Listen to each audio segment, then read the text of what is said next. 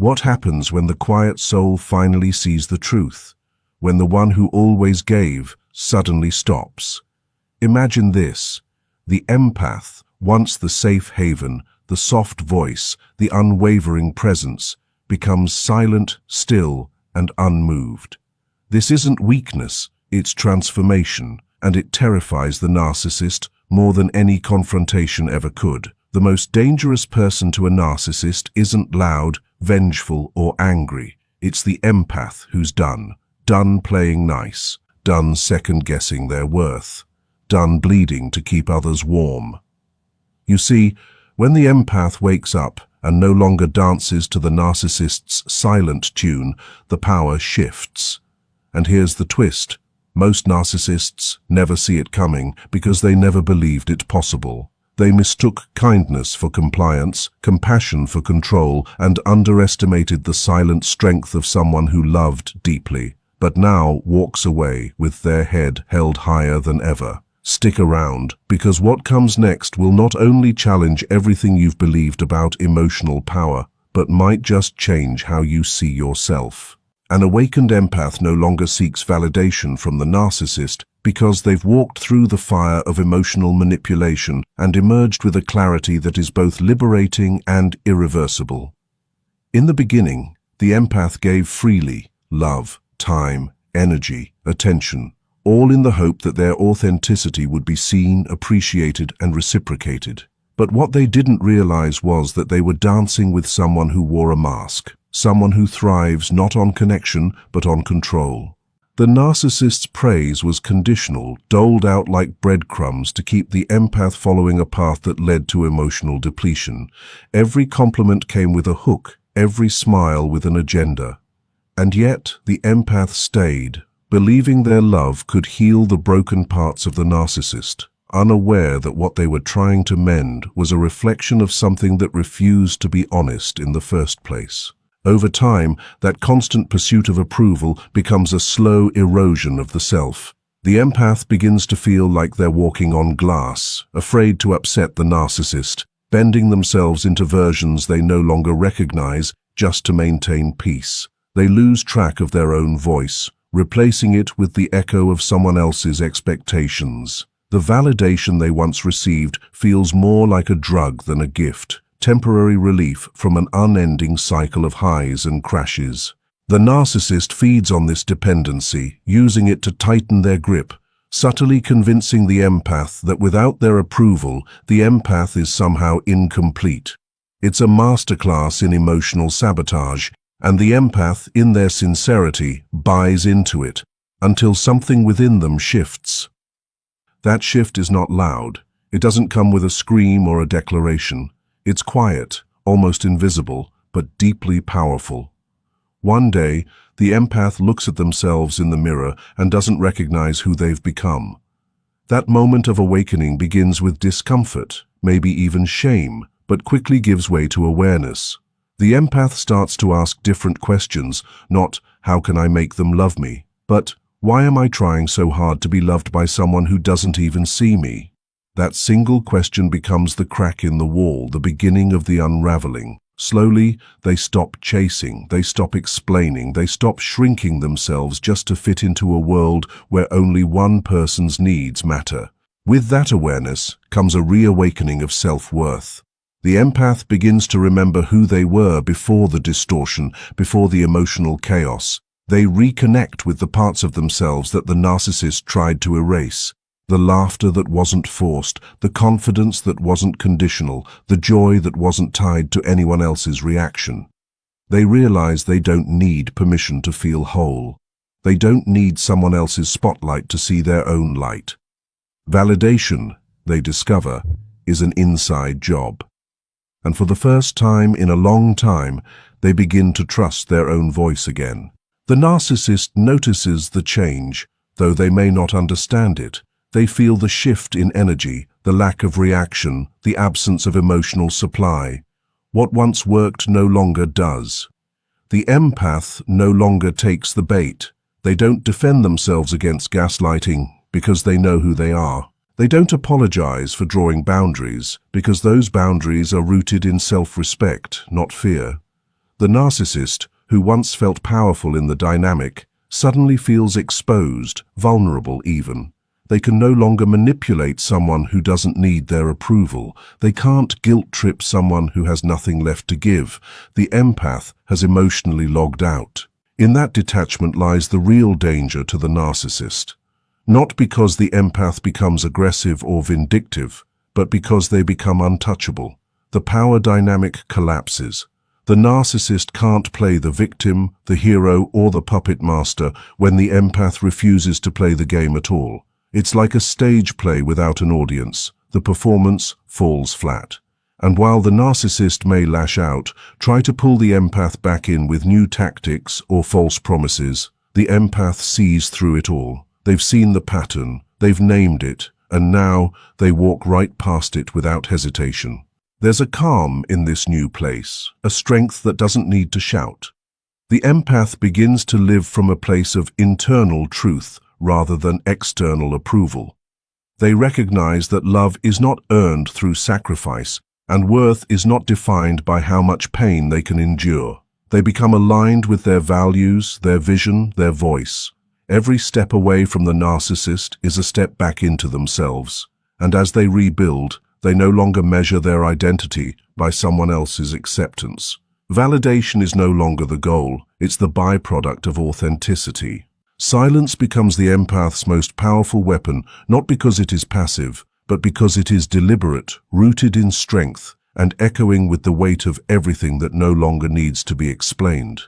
In a relationship with a narcissist, words often become traps. The more the empath tries to clarify, justify, or defend, the deeper they fall into the narcissist's web of manipulation. Every conversation turns into a game of distortion, facts are twisted, emotions are weaponized, and vulnerability is used against them. The empath, in their sincere attempt to maintain connection, continues to speak, to plead, to reason, but nothing lands, nothing changes. Their words are met with indifference, gaslighting, or mockery, until one day the empath stops speaking. Not out of defeat, but out of profound realization that silence can no longer be misinterpreted. This silence is not the cold shoulder, nor is it emotional withdrawal used as punishment. It's not silence born from pain, but from power. When the empath finally understands that no amount of expression will make the narcissist hear them, they begin to value their energy differently. Instead of pouring their soul into conversations that go nowhere, they begin conserving their emotional bandwidth. They understand that the person who refuses to listen does not deserve the sound of their truth. Silence becomes a boundary, a signal that they will no longer entertain the performance, the gaslighting, or the emotional baiting.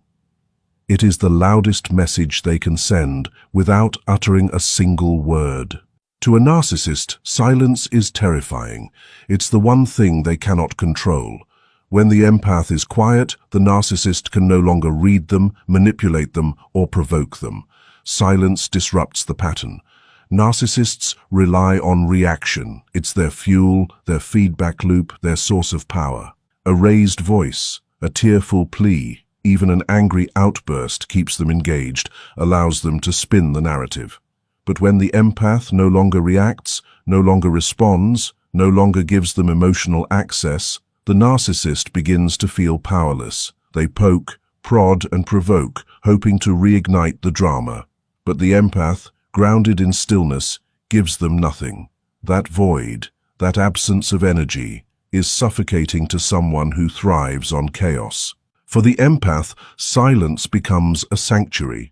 It is the space where they can finally hear their own thoughts, feel their own feelings, and begin to heal. No longer entangled in the narcissist's noise, they start to reclaim the pieces of themselves that were silenced. Their inner voice, once drowned by the demands and distortions of the relationship, grows stronger. They begin to see how often they spoke just to avoid conflict, how frequently they explained themselves in hopes of being understood by someone committed to misunderstanding them. With silence, they choose not to waste another breath proving their worth to someone who only saw their value as a tool for ego. This newfound silence is not just external, but internal. The empath quiets the inner critic planted by years of manipulation. They stop second-guessing their instincts, stop justifying their boundaries, stop needing to fix what they didn't break. In this stillness, clarity emerges. They begin to differentiate between genuine connection and emotional control. They become selective with their words, intentional with their presence. The conversations they once feared losing now feel like clutter they're relieved to let go. Silence, once uncomfortable, now feels like a declaration. I choose peace over performance. I choose self-respect over explanation. Meanwhile, the narcissist scrambles. The absence of the empath's voice exposes the hollowness of their own. Without someone to reflect their distorted sense of superiority, they become restless. They try to provoke, to guilt, to bait with kindness that rings false. But the empath, attuned to the cycle, remains unmoved. Their silence is not a gap waiting to be filled. It's a wall the narcissist cannot climb. No insult penetrates, no compliment seduces, no manipulation succeeds.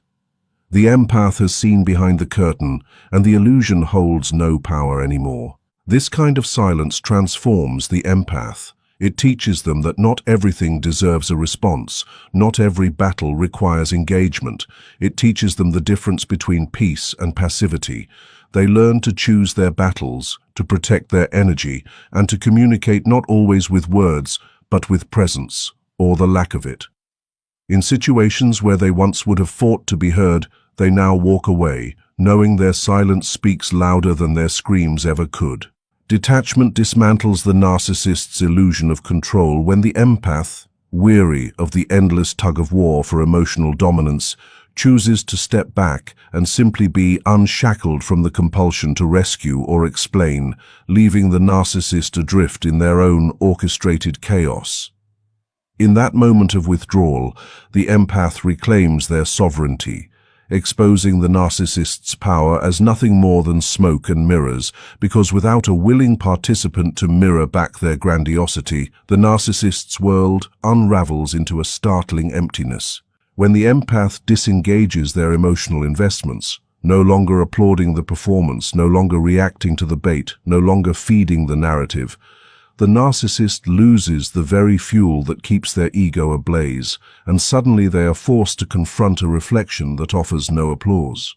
This detachment is not cold or vindictive. It is an act of self-preservation and clear-sighted recognition that genuine power resides in choosing where to place one's attention and affection, not in chasing after manipulative mirages of approval.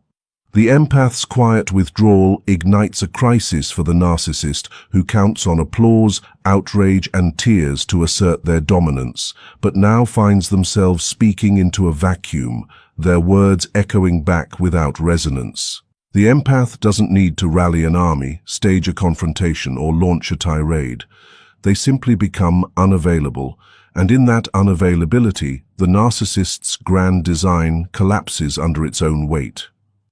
Walls built from fear, admiration, control, and deception crumble when the so-called victim refuses the role, disrupting the script that granted the narcissist their starring part. As the empath stands firm in their detachment, boundaries become a fortress, not a fleeting suggestion, and the narcissist's attempts to breach that fortress with guilt, projection, or false charm meet only an unmovable stillness. In the wake of this silence, the narcissist may escalate, anger, pleading, threats of abandonment to provoke a reaction, but the empath, anchored in their new reality, watches without flinching, recognizing these outbursts as the desperate thrashing of one whose rein has slipped through their fingers. This is where the illusion shatters, because power that depends on emotional levers and leashes cannot withstand the absence of compliance. The empath's detachment is a declaration. I no longer consent to being manipulated. I no longer grant you authority over my psyche, and in relinquishing the need to control your behavior, I reclaim the only control that truly matters, control over my own mind and heart. Without that consent, the narcissist's promises ring hollow, their threats fall flat, their narratives unravel into absurdity, leaving them scrambling to rewrite the plot in which they believed they were the omnipotent protagonist. Meanwhile, the empath stands apart, free to rebuild a life rooted in authenticity rather than performance, discovering that the space created by their detachment is rich with possibility, connection, and genuine empathy directed first at themselves. In that liberated space, the empath learns that peace is not simply the absence of conflict, but the presence of self-trust. And the narcotic pull of needing someone else's approval fades into irrelevance as they cultivate an inner world strong enough to endure silence, emptiness, even absence. As their confidence swells, the empath no longer worries about the narcissist's next move because the power dynamic has irrevocably shifted. The narcissist, once the puppeteer, now finds themselves alone, their strings cut, forced to reckon with the reality that without someone to manipulate, their empire of admiration collapses into dust. The empath, on the other hand, emerges not as a victim or a martyr, but as the architect of their own destiny, having dismantled the narcissist's illusion simply by refusing to play along. And in that profound act of self-liberation, they discover that true control was never about dominance over another, but an unwavering commitment to honor their own worth and well-being rather than chase the hollow victories of a toxic alliance. Boundaries from a healed empath are non-negotiable and unshakable because they are no longer drawn from fear, guilt, or the desire to please, but from deep clarity, self-respect, and a hard-earned understanding of what they will and will not allow into their life. These boundaries are not flexible lines drawn in the sand, easily erased by manipulation or emotional pressure. They are carved in stone, forged through the pain of repeated betrayal and solidified by the realization that love without self-protection is self-destruction. A healed empath no longer sees boundaries as barriers to connection, but as the very framework that allows true, safe, and honest connection to exist. These are not threats or ultimatums. They are calm, unwavering truths that define the empath's space, energy, time, and emotional bandwidth. They no longer over-explain their decisions, no longer feel the need to justify their need for peace, and no longer allow their kindness to be mistaken for submission. In the past, the empath may have struggled with guilt for saying no, for walking away, or for putting themselves first. They may have worried they were being selfish, cold, or unloving. But healing rewires that narrative.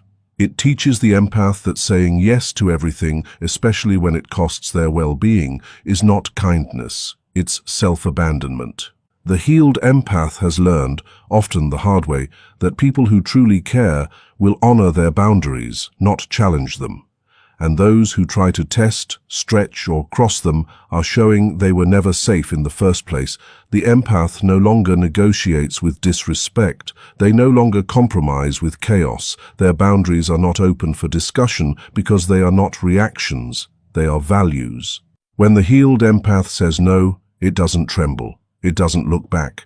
It doesn't flinch at the disapproval of others. That no comes from alignment, not defensiveness. It is not a wall, but a gate, and only those who can respect it may enter.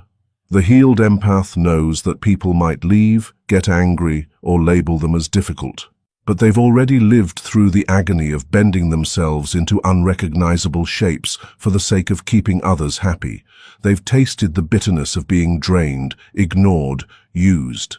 And they've emerged from that storm with a simple but powerful truth. Peace is more important than people-pleasing. And safety, emotional, spiritual, psychological safety, is a priority, not a luxury. The narcissist, and others like them, cannot penetrate this shield. What once worked, guilt-tripping, gaslighting, love-bombing, playing the victim, no longer has any effect.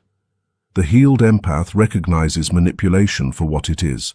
They no longer take the bait, no longer seek closure from those who are incapable of giving it, and no longer waste time decoding mixed signals. Their clarity is brutal, but it's also compassionate, to themselves above all. They don't wish harm on others, but they refuse to harm themselves in the name of love.